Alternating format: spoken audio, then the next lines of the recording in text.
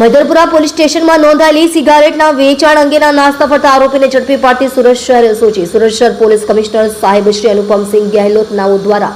સુરત શહેર નાર્કોટિક્સ ડ્રગ્સની બદલે નેસ્ત નાબૂદ કરવા માટે નો ડ્રગ્સ સુરત સિટી અભિયાન ચાલુ કરવામાં આવેલ છે, જેમાં પોલીસ કમિશનર સાહેબ શ્રીને ધ્યાને આવેલ કે શહેર વિસ્તારમાં આવેલ પાનના ગલ્લા તથા ટોબેકો પ્રોડક્ટ્સના હોલસેલ વિક્રેતાઓ દ્વારા ઈ સિગારેટ, ભારતીય હેલ્થ વોર્નિંગ વિનાની સિગારેટ તથા ઈ હુક્કાનું વેચાણ કરવામાં આવેલ છે, જેના આધારે આવા રિટેલર તથા હોલસેલ વેચાણ કરતા વિક્રેતા દુકાનદારોને શોધી કાઢી તેમની વિરુદ્ધ કડકમાં કડક કાર્યવાહી કરવા સૂચના આપેલ. તે અનુસાર સંયુક્ત પોલીસ કમિશનર શ્રી રાઘવેન્દ્ર વત્સ ક્રાઇમ, નાયબ police commissioner Shri Rajdeepsinh Nakum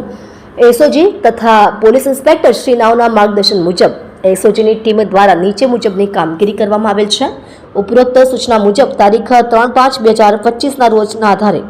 SOG દ્વારા આરોપી વિક્રમ કુમાર હંજાજી રાજ પુરોહિતને ઝડપી પાડી તેની ઈ સિગારેટો કુલ્લે કિંમત ₹40 લાખનો મુદ્દામાલ કબજે કરી મૈદરપુરા પોલીસ સ્ટેશનમાં ગુનો દાખલ કરવામાં આવેલ હતો, જે ગુનામાં ઈ સિગારેટનો જથ્થો આપનાર આરોપી કમલેશ રાજપુરોહિત નાહોને ઝડપી પાડવા સૂચના આપેલ હતી, જે આધારે એસઓજીના એએસઆઈ ઇમ્તિયાઝ ફકરુ મોહમ્મદ તથા હેડ કોન્સ્ટેબલ જક્ષીભાઈ શાંતિભાઈ નાઓને મળેલ બાતમીના આધારે ગોળાદરા આસપાસ દાદા મંદિર પાસે જાહેર રોડ પરથી આરોપી કમલેશ કુમાર માંગીલાલ રાજપુરોહિત ઉંમર વર્ષ 29 રહે ઘર number B3-202 Shantanu residency CNG pump પાસે ગોળાદરા સુરત શહેરનો વાળાને